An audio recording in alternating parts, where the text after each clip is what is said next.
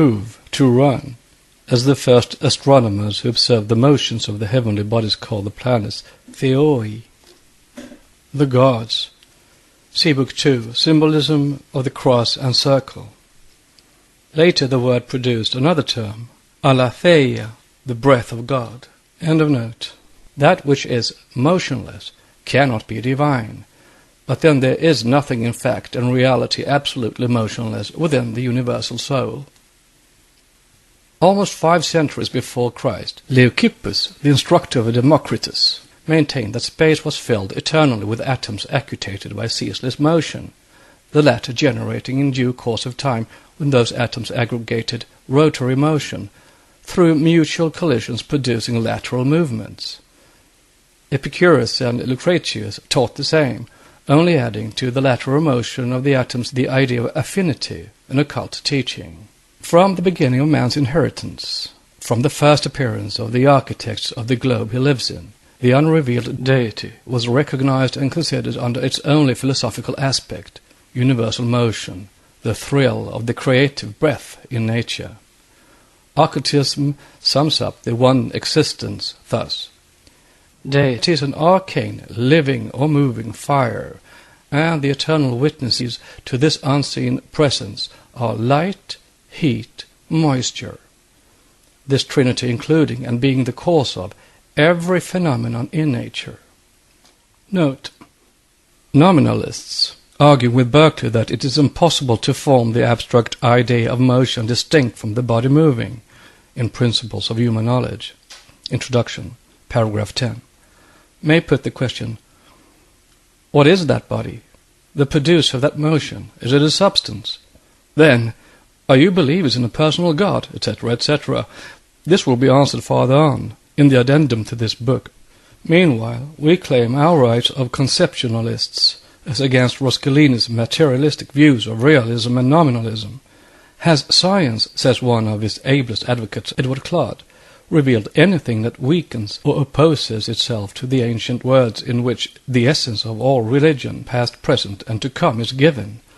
To do justly, to love mercy, to walk humbly before thy God. Provided we connote by the word God not the crude anthropomorphism which is still the backbone of our current theology, but the symbolic conception of that which is life and motion of the universe. To know which in physical order is to know time past, present, and to come, in the existence of successions of phenomena. To know which in the moral is to know what has been, is, and will be within human consciousness. See Science and the Emotions, a discourse delivered at South Place Chapel, Finsbury, London, December 27th, 1885. End of note. Intracosmic motion is eternal and ceaseless. Cosmic motion, the visible or that which is subject to perception, is finite and periodical. As an eternal abstraction, it is the ever-present. As a manifestation, it is finite both in the coming direction and the opposite, the two being the alpha and omega of successive reconstructions. Cosmos, the noumenon, has naught to do with the casual relations of the phenomenal world. It is only with reference to the intracosmic soul, the ideal cosmos in the immutable divine thought, that we may say, it never had a beginning, nor will it have an end. With regard to its body or cosmic organization, though it cannot be said that it had a first or will ever have a last construction, yet at each new Manvantara its organization may be regarded as the first and the last of its kind, as it evolutes every time on a higher plane. A few years ago only it was stated that the esoteric doctrine teaches, like Buddhism and Brahmanism, and even the Kabbalah, that the one infinite and unknown essence exists from all eternity, and in regular and harmonious successions is either passive or active. In the poetical phraseology of Manu, these conditions are called the days and the nights of Brahma. The latter is either awake or asleep. The Svabhavikas, or philosophers of the older school of Buddhism, which still exists in Nepal, speculate only upon the active condition of this essence, which they call Svabhavat, and deem it foolish to theorize upon the abstract and unknowable power in its passive condition. Hence they are called atheists by both Christian theologians and modern scientists, for neither of the two are able to understand the profound logic of their philosophy. The former will allow of no other God than the personified secondary powers which have worked out the visible universe and which became with them the anthropomorphic God of the Christians, the male Jehovah, roaring amid thunder and lightning. In its turn, rationalistic science greets the Buddhists and the Svabhavikas as the, quote, positivists, unquote, of the archaic ages. If we take a one-sided view of the philosophy of the latter, our materialists may be right in their own way. The Buddhists maintain that there is no creator, but an infinitude of creative powers, which collectively form the one eternal substance, the essence of which is inscrutable, hence not a subject for speculation of any true philosopher. Socrates invariably refused to argue upon the mystery of universal being. Yet no one would ever have thought of charging him with atheism, except those who were bent upon his destruction. Upon inaugurating an active period, says the secret doctrine, an expansion of this divine essence from without inwardly and from within outwardly occurs in obedience to eternal and immutable law, and the phenomenal or visible universe is the ultimate result of the long chain of cosmical forces thus progressively set in motion. In like manner, when the passive condition is resumed, a contraction of the divine essence takes place, and the previous work of creation is gradually and progressively undone. The visible universe becomes disintegrated, its material dispersed, and, quote, darkness, unquote, solitary and alone, broods once more over the face of the, quote, deep, unquote. To use a metaphor from the secret books, which will convey the idea still more clearly, an outbreathing of the, quote, unknown essence, unquote, produces the world, and an inhalation causes it to disappear. This process has been going on from all eternity, and our present universe is but one of an infinite series which had no beginning and will have no end, unquote. See Isis Unveiled, also The Days and Nights of Brahma, in part 2 of this book. This passage will be explained as far as it is possible in the present work. Though as it now stands it contains nothing new to the Orientalists, its esoteric interpretation may contain a good deal which has hitherto remained entirely unknown to the Western student. Reader's note. Sketches of the symbols of this chapter, soon to be described, have been uploaded along with this audio file. End reader's note. The first illustration being a plain disc. The second one, in the archaic symbol, shows a disc with a point in it. The first differentiation in the periodical manifestations of the ever-eternal nature, sexless and infinite, adit in tat, Rig Veda. The point in the disc, or potential space within abstract space. In its third stage, the point is transformed into a diameter. It now symbolizes a divine, immaculate Mother Nature within all-embracing absolute infinitude. When the diameter line is crossed by a vertical one, symbol of a circle with a cross in it, it becomes the mundane cross. Humanity has reached its third root race. It is the sign for the origin of human life to begin. When the circumference disappears and leaves only the cross, it is a sign that the fall of man into matter is accomplished, and the fourth race begins. The cross within a circle symbolizes pure pantheism. When the cross was left uninscribed, it became phallic. It had the same and yet other meanings as a Tau inscribed within a circle, or as a Thor's hammer, the Jaina cross so-called, or simply swastika within a circle. By the third symbol, the circle divided in two by the horizontal line of the diameter, the first manifestation of creative, still passive because feminine, nature was meant. The first shadowy perception of man connected with procreation is feminine, because man knows his mother more than his father. Hence female deities were more sacred than the male. Nature is therefore feminine, and to a degree objective and tangible, and the spirit principle which fructifies it is concealed. By adding to the circle with the horizontal line in it a perpendicular line, the tau was formed, T, the oldest form of the letter. It was the glyph of the third root race to the day of its symbolical fall, that is, when the separation of sexes by natural evolution took place, when the figure became a circle with a vertical line. The circle of sexless life modified or separated, a double glyph or symbol. With the races of our fifth race, it became in symbology the Sek, and in Hebrew Nkabva, of the first formed races. Note, see that suggestive work, The Source of Measures, where the author explains the real meaning of the word Sak, from which sacred, sacrament are derived, which have now become synonyms of holiness, though purely phallic. End of note.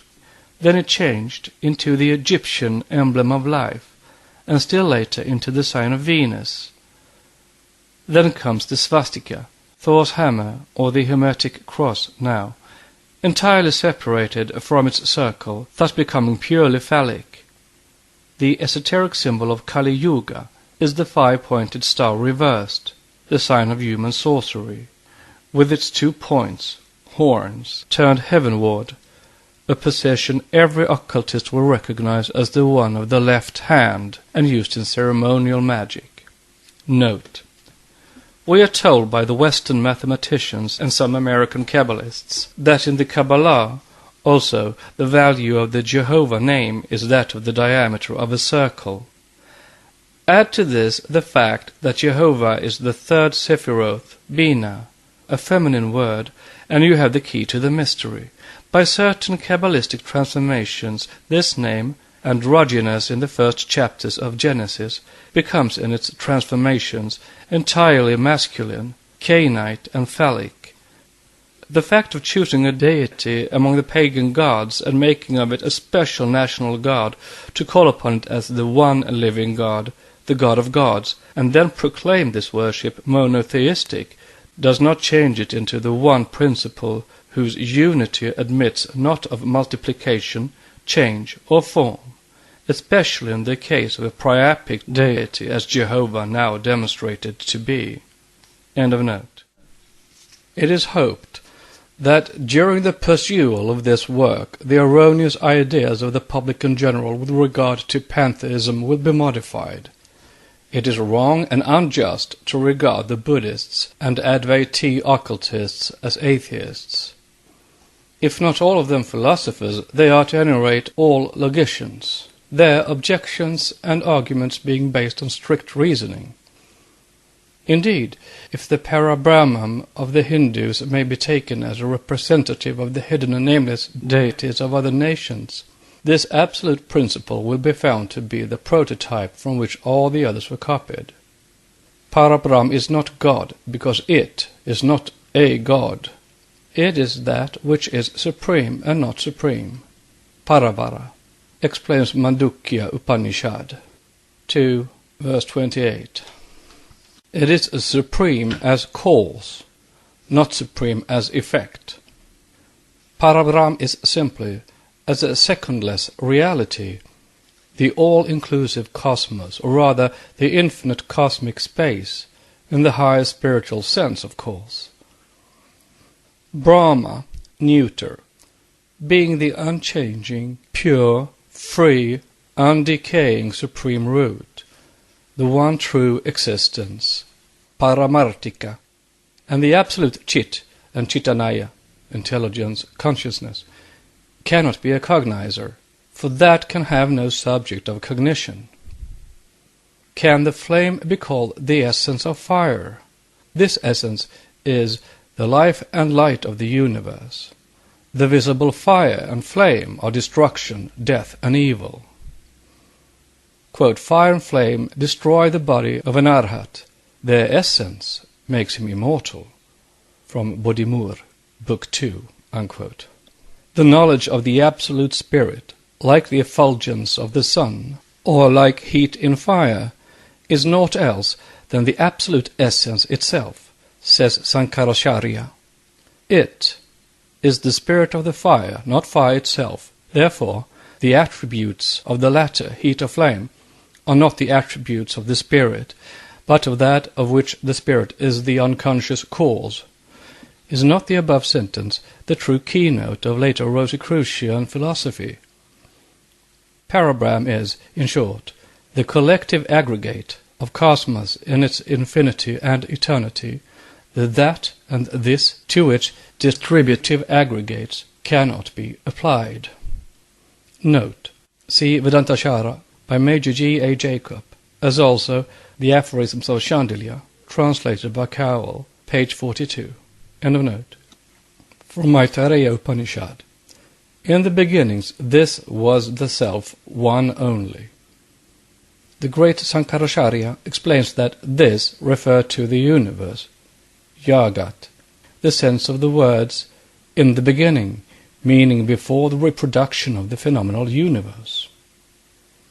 Therefore, when the pantheists echo the Upanishads, which state, as in the secret doctrine, that this cannot create, they do not deny a creator, or rather a collective aggregate of creators, but only refuse virologically to attribute creation, and especially formation, something finite, to an infinite principle. With them, Parabrahman is passive because an absolute cause, the unconditioned mukta.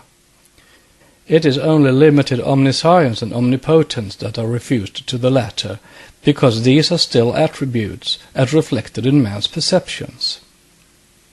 And because Parabrahm, being the supreme all, the ever-invisible spirit and soul of nature, changeless and eternal, can have no attributes, absoluteness very naturally precluding any idea of the finite or conditioned from being connected with it. And if the Vedantin postulates attributes as belonging simply to its emanation, calling it Ishvara plus Maya, and the Avidya, Gnosticism and nescience rather than ignorance, it is difficult to find any atheism in this conception.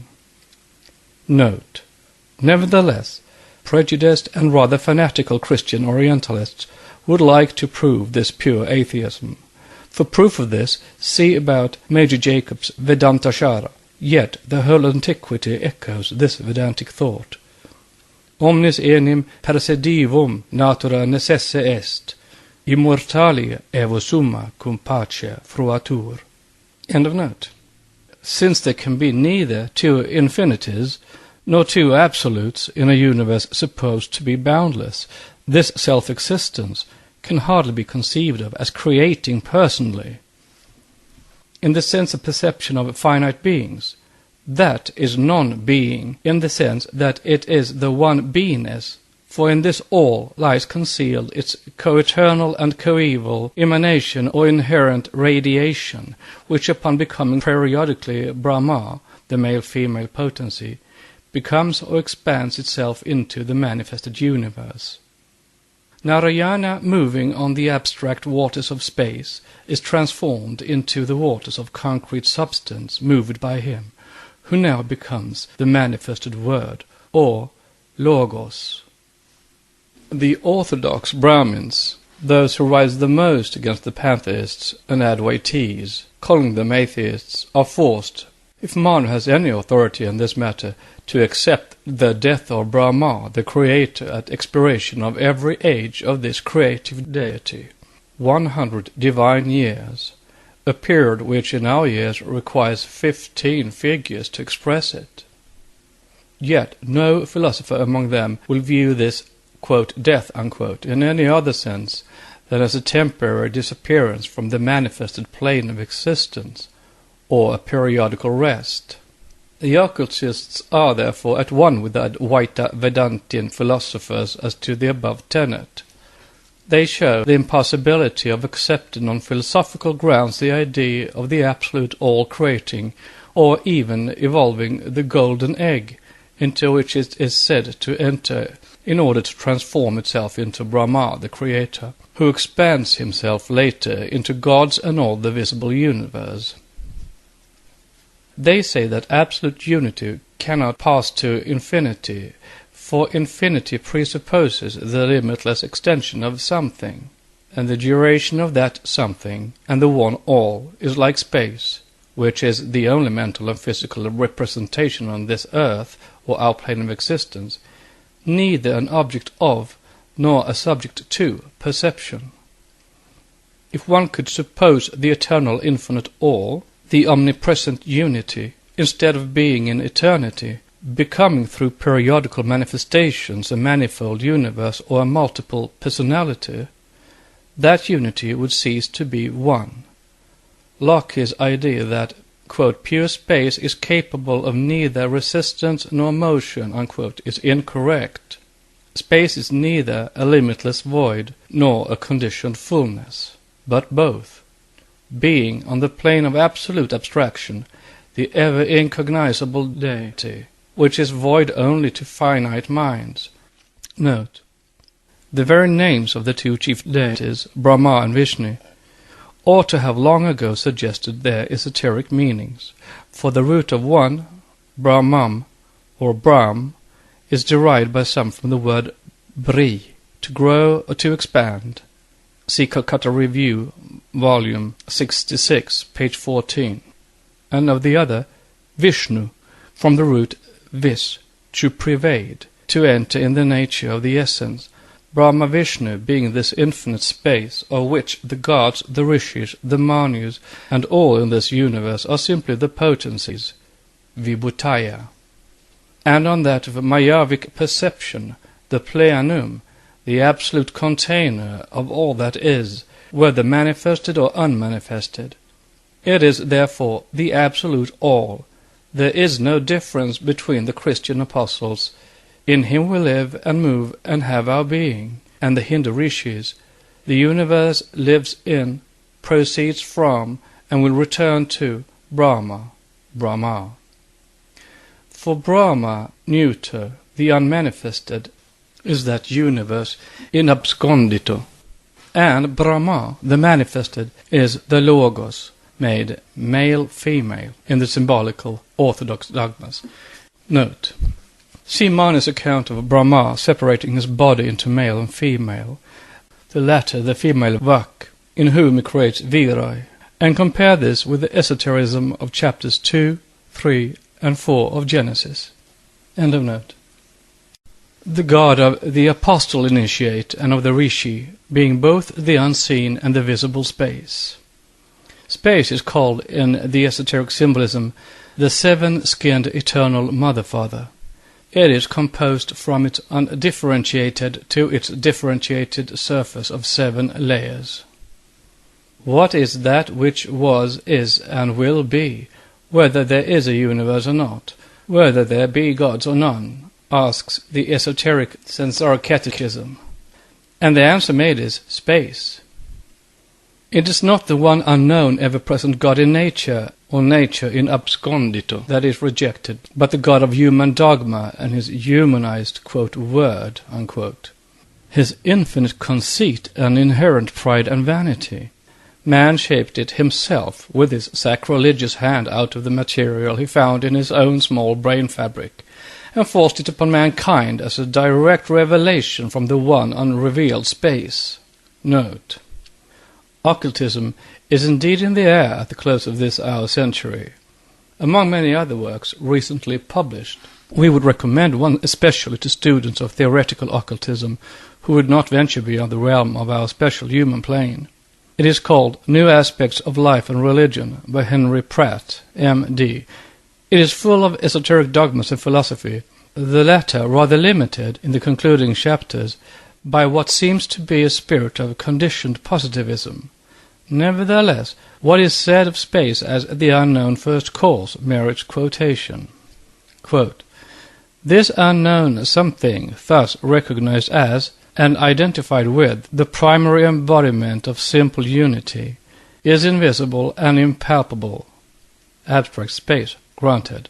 Quote, and because invisible and impalpable, therefore incognizable.